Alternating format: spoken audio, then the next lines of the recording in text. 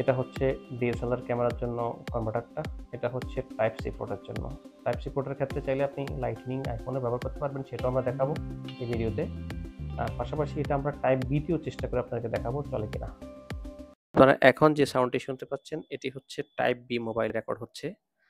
তো type B মোবাইলও আসলে কনভার্টার যদি অরিজিনাল হয়, টাইপ বি মোবাইল দিয়ে কিন্তু এটা রেকর্ডিং হবে, এবং আমি আপনাদেরকে ভিডিওতে এই টাইপ বি মোবাইলের সাউন্ডটাও কিন্তু শোনানোর চেষ্টা করব, এবং এটা লেভেল 3-তে সাউন্ড হচ্ছে।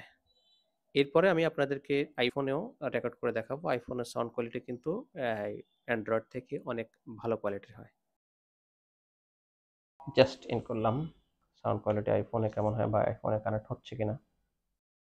আপনারা এখন বর্তমানে যে সাউন্ডটি শুনতে পাচ্ছেন এটি হচ্ছে আইফোনের রেকর্ড করা সাউন্ড। ইউলানজি ব্র্যান্ড সহ যে কোনো ওয়্যারলেস মাইক্রোফোন আমি দেখেছি আইফোন মোবাইলের ক্ষেত্রে সাউন্ড কোয়ালিটিটা অনেক বেটার হয়।